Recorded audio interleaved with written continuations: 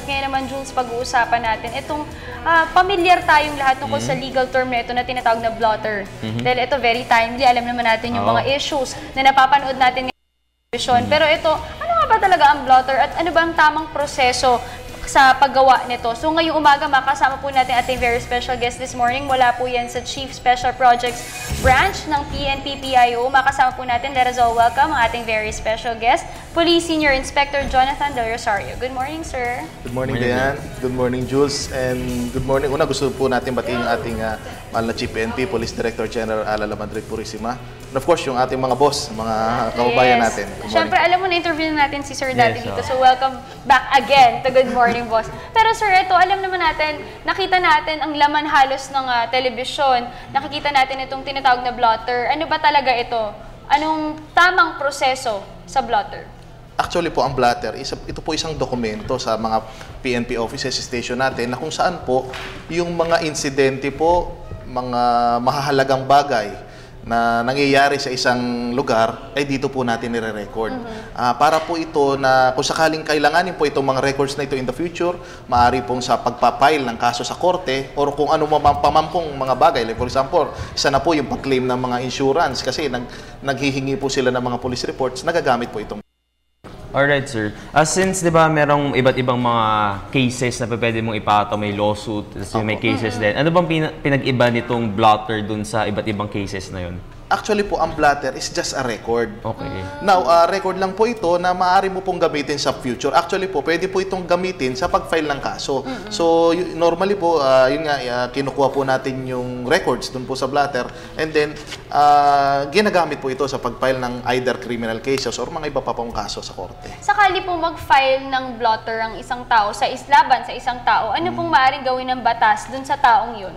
Basically naman po kasi yung like for example, ako po ay isang individual at ako po ay nagpa-blatter again sa isang tao, hindi naman po ibig sabihin na i-criminal na siya. It's just masasabi nating allegation lang nung nagpa-blatter. But sa amin, on the part of the PNP, tinitignan rin po namin ito. Kasi mula po dito sa mga blatter na ito or mga nire-report sa amin, nakakakuha po kami ng informasyon. Okay. So, kung meron po nagpa-blatter na ito pong isang tao ito ay may ginagawang masama, itinitake note po namin ito at siguro in some time inoobserbahan namin or iniimbestigahan namin kung totoo nga yung mga allegations. Pero sir, ito tanong ko lang din, Jules, no?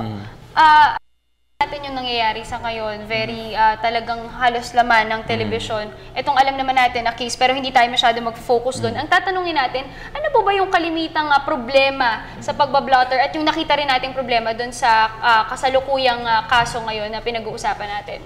Oo nga, yun nga. Kasi nababasa nga natin na mayroong issue doon na tungkol na hindi siya na-record ng maayos. Yung isang insidente involving one personality. Now, ang ano kasi dyan, ang proseso kasi ng pag-blatter, ganito po yan. Kung sino man po, isang individual na gustong magpa-blatter sa any station or any field office po ng PNP, not necessarily po mga presinto, kasi yung mga stations po natin ng mga operating units, meron po rin silang blatter. Now, kung sino man po, any individual po na gustong magpa-blatter, pupunta po dyan sa station. And then, sasabihin niya po doon sa duty officer or kung andun po yung investigador, kung ano po yung nangyari at mga detalye nito at ito po ay i-record sa ating blatter. Now, aside from this blatter, meron rin po tayong incident report and filling out of incident form.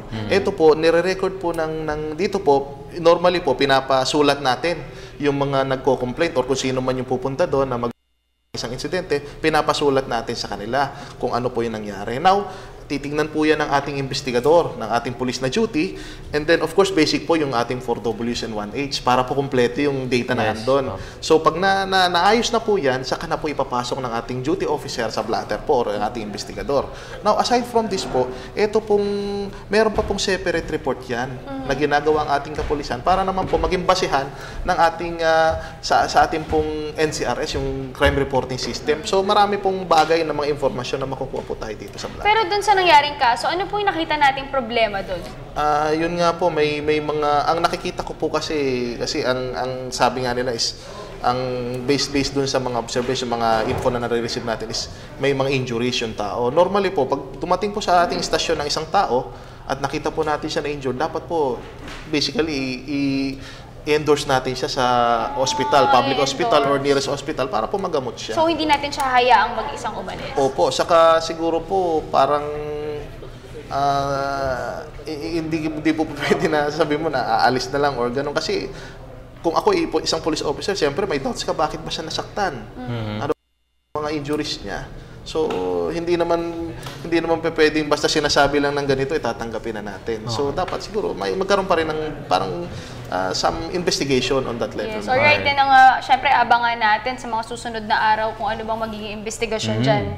Since napakainit nga yung issue na yun. Anyway, sir, pakunwari ganito, kinuha ni Dayan yung ballpen ko, tapos syempre na-bad trip ako, so magkaka-blotter ako. So ano pong gagawin ninyo kay Dayan? Paano po yung mga binibigay na mga pangalan doon? Ano po yung mga next steps na ginagawa ng kapulisan? Una po kasi ganito muna.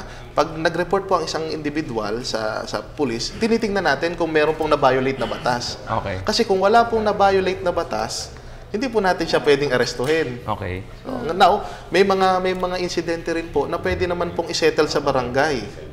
So, minsan po kung sa barangay level naman po yung mga insidente na pwede na ma-settle po sa barangay, ini-endorse natin sa barangay. If not, yun nga po, kung talagang mayroon pong violation, criminal violation, hinuhuli po natin yung suspect kung papasok po siya sa ating tinatawag na warrantless arrest. Pero sir, kunyari naman isang babae, nagreklamo siya ng panggagahasa sa kanya laban sa isang tao. Ito po bang, ano pong gagawin natin dun sa nagahasa?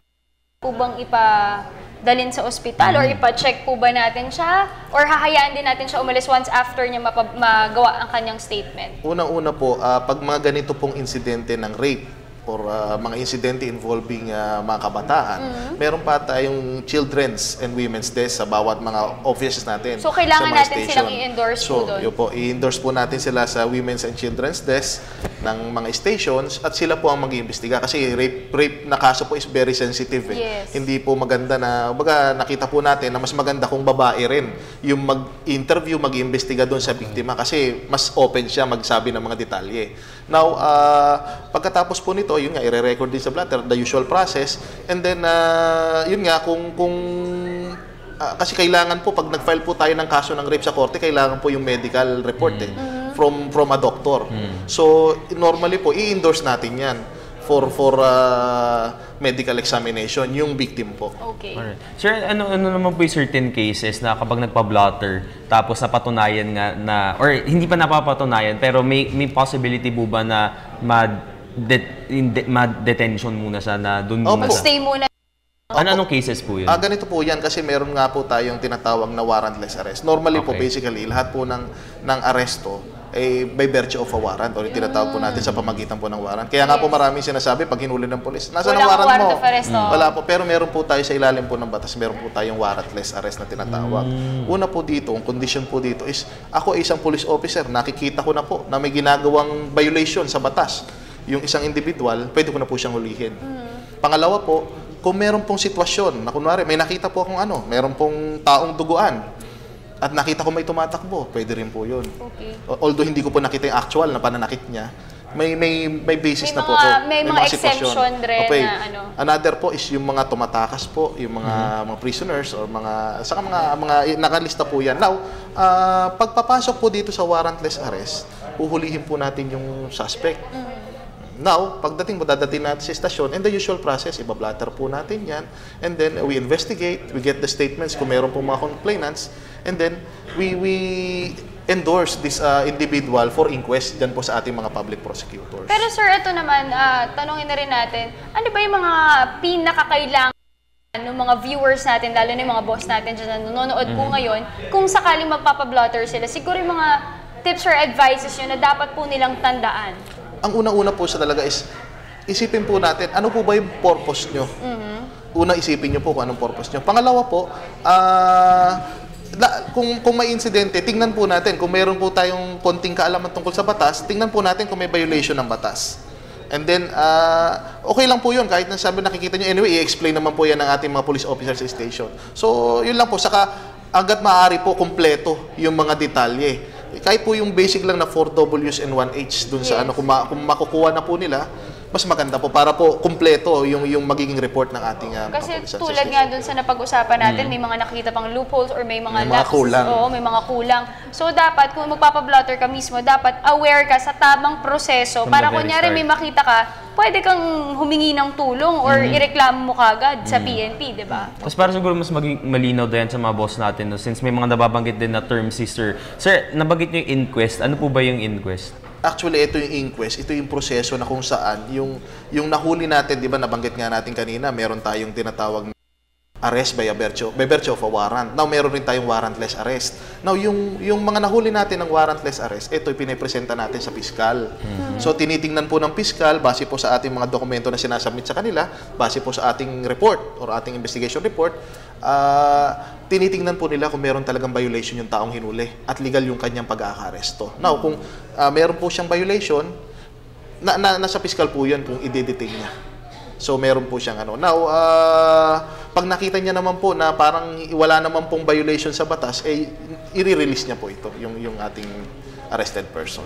Alright, siguro at this point, do you have any last message to our viewers? Una po, magandang umaga po ulit sa ating mga bosses na nanonood ngayon. Naging mainit po yung tungkol dito po sa issue ng blatter recently because of some incidents. Now, ang mapapayo po lang natin sa ating mga kababayan is siguro po maging aware tayo, makipag-usap tayo sa ating mga kapulisan para po hindi tayo nawawala Sa pag may isip, mga ganitong sitwasyon. Huwag tayong mag-panic. No? Oo, Dapat huwag tayong alam mag-panic. natin yung dapat natin gawin. At yun nga, sir, napag-usapan natin yung proseso ng blotter. Dapat alam.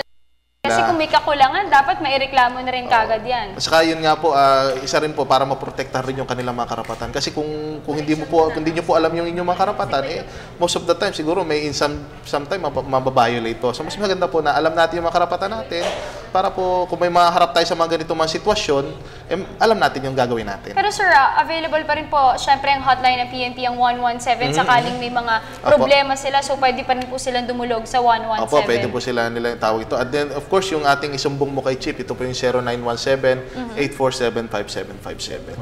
That's 0917-847-5757. And of course, ang PNP hotline po na 117. At syempre, Jules, grabe, ang dami nating natutunan ngayong umaga at mas luminaw sa akin yung tamang proseso ng blotter. Marami rin pala tong pinagdadaanan na hindi lang basta ka ng statement mo. No? Akala ko ganun lang yun dati. So, siguro mahalaga Dayan na sa bawat household talagang ilista nila itong mga basic na mga steps para if ever man na magkaroon ng sitwasyon, alam nila yung mga maging hakbang nila.